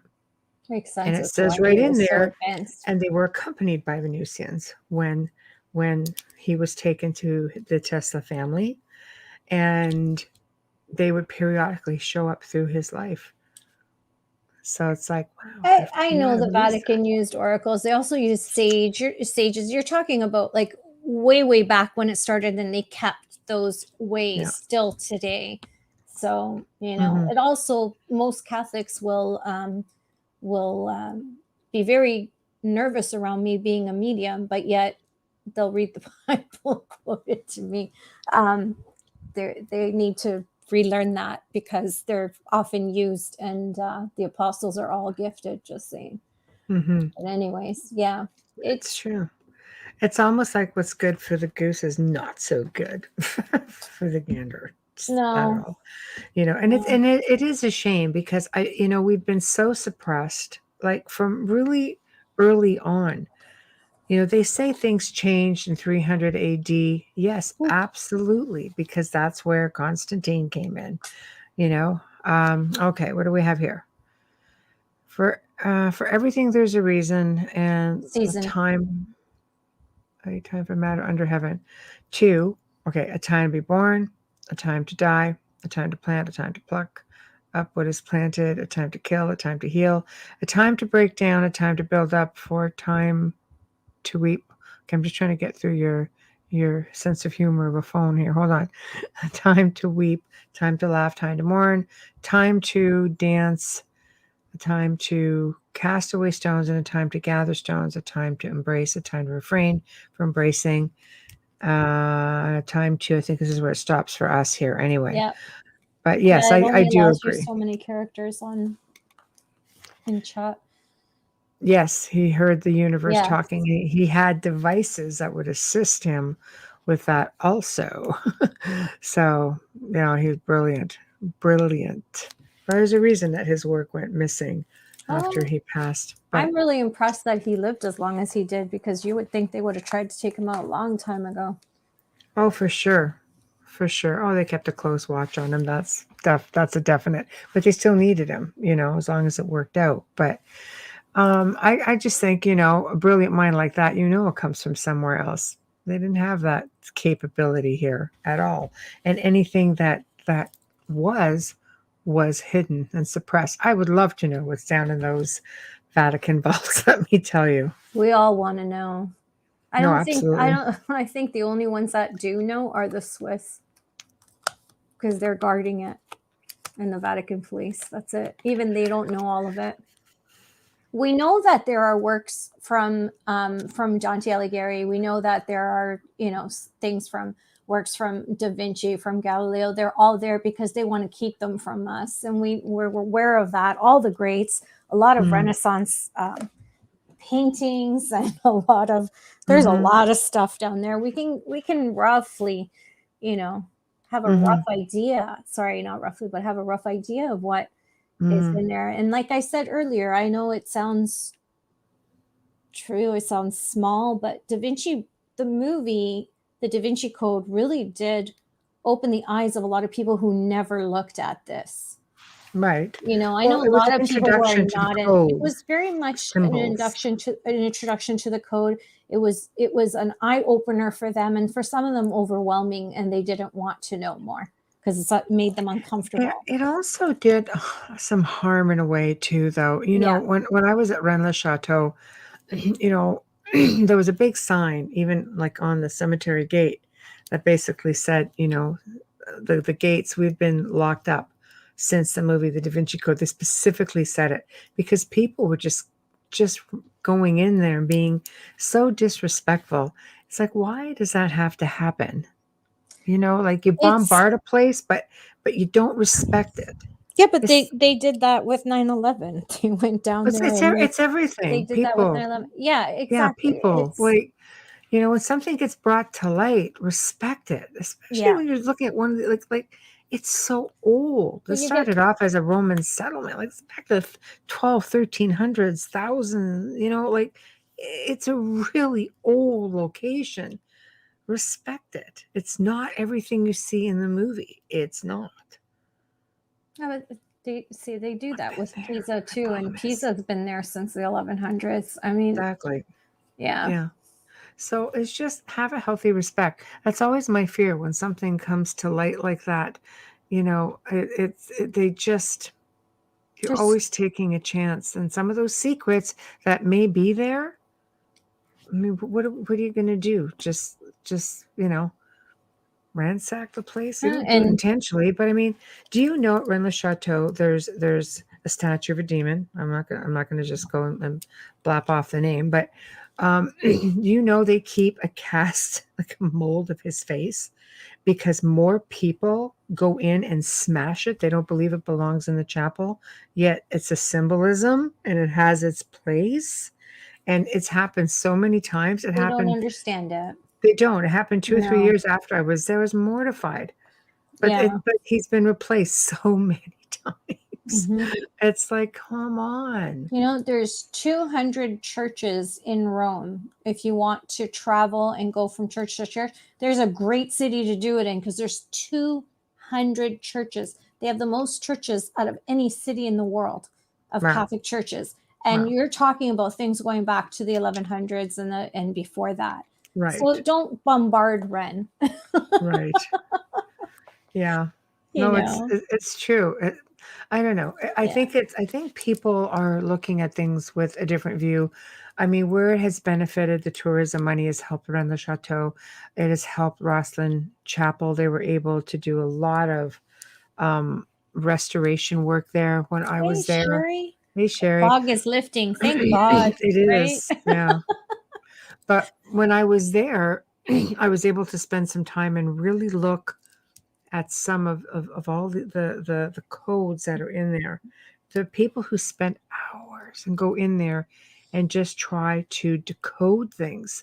and you're looking at the symbols, and you're just like, oh my God, like the people who did this, like the information, Yeah, I'm laughing at Zach because I hidden think it's pretty insight. close, Zach. I think New York and Rome are pretty close because I've been to New York City.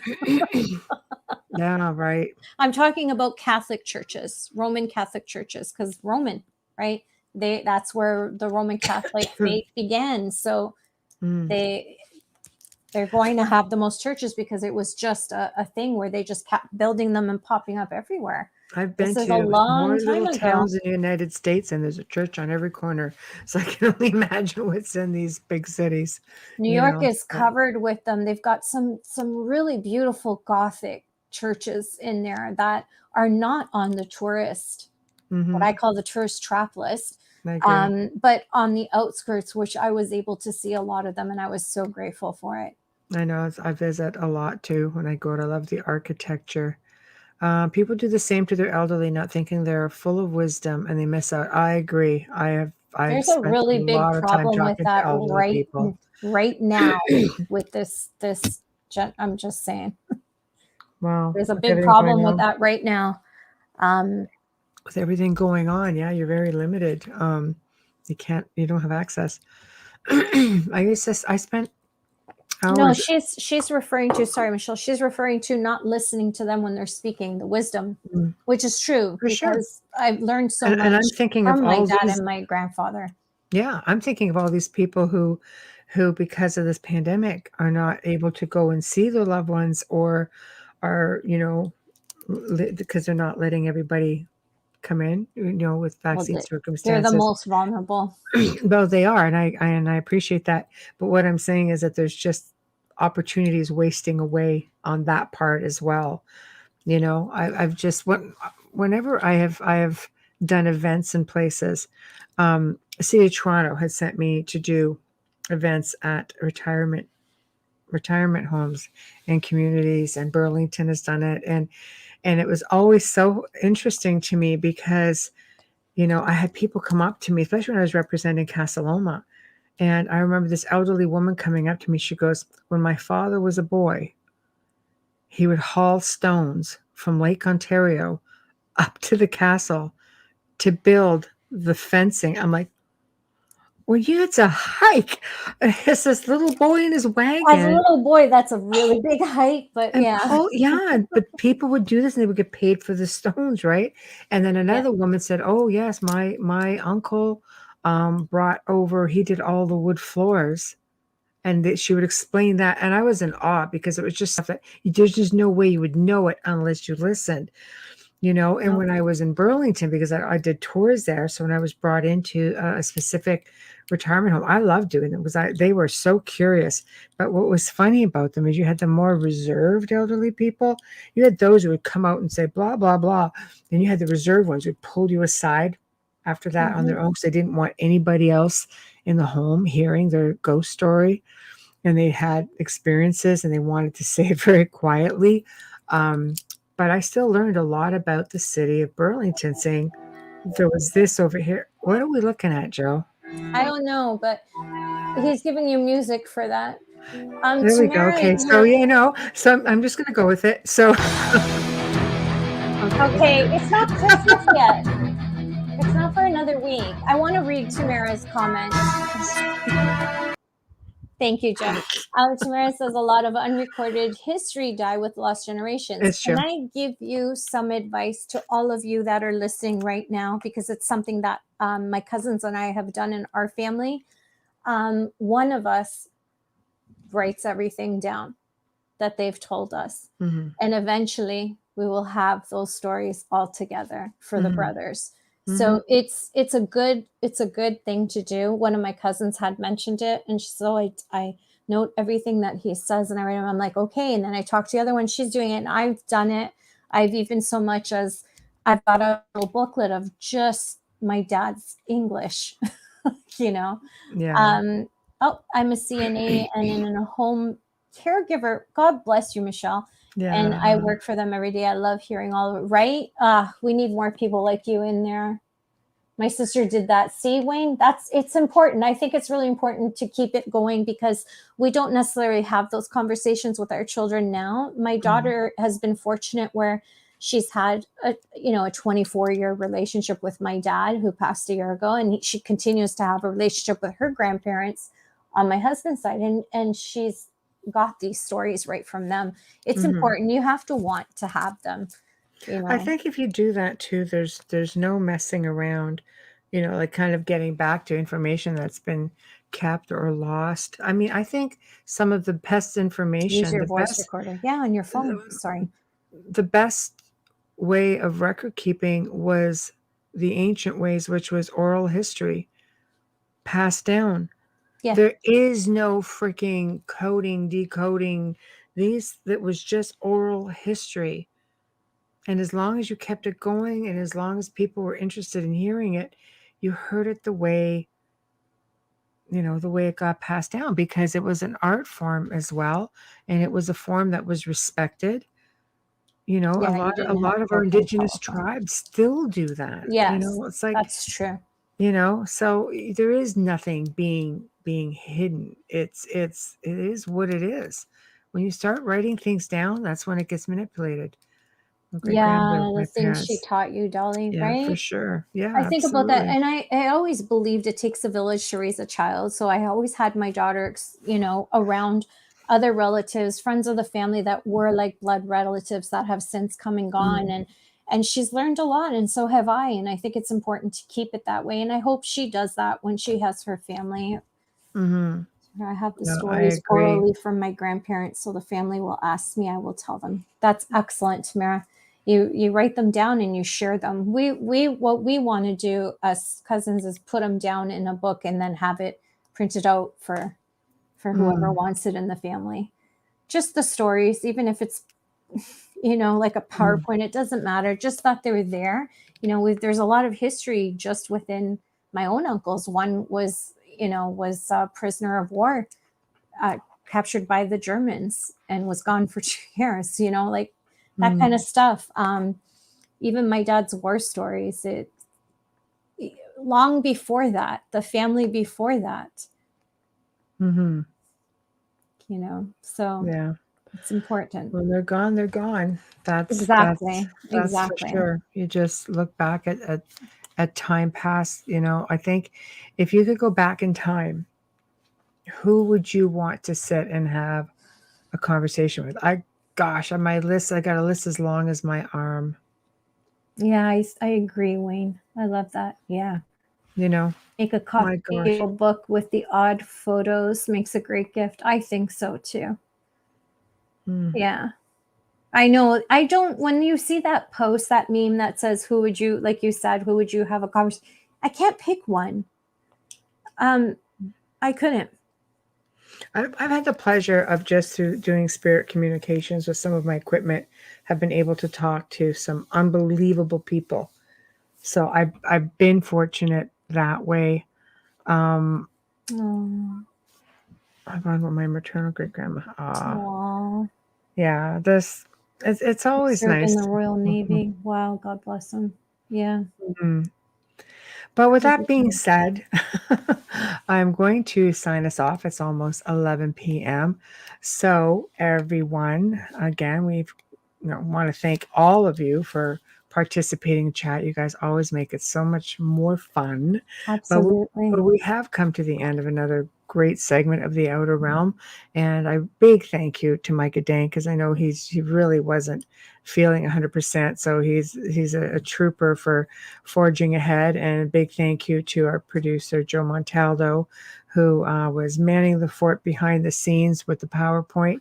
Huge thank you to Folgers Coffee, of course, for sponsoring tonight's show. Another big thank you to Dr. Snick, aka Justin Snicker, for providing us with your music and your voice for our intro and outro. Now, please remember, stop by the International Public Radio and UFO Paranormal Radio and UFO Gods and Extraterrestrials YouTube channels and subscribe, please. And don't forget about our group page over on Facebook, The Outer Realm. Show us a bit of love. And if you're going to communicate with us, the best way to do it, please, is the outer realm contact at gmail.com. Again, the outer realm contact at gmail.com, all lowercase.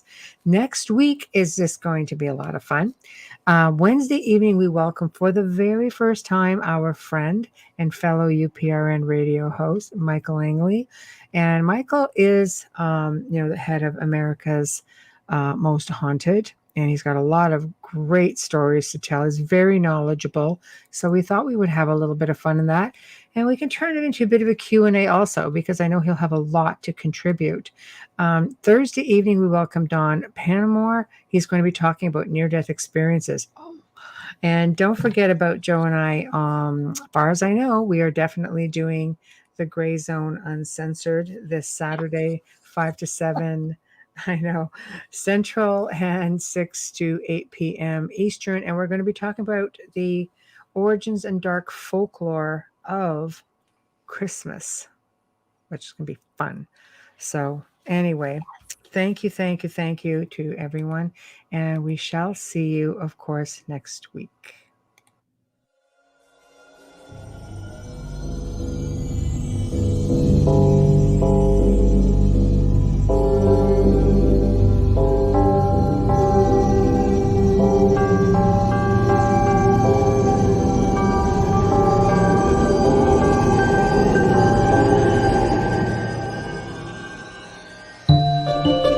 You have been listening to The Outer Realm with Michelle DeRoche and Amelia Pisano, airing live every Wednesday and Thursday evening, 9 to 11 p.m. Eastern, 8 to 10 p.m. Central, on the United Public Radio Network, 105.3 FM in New Orleans.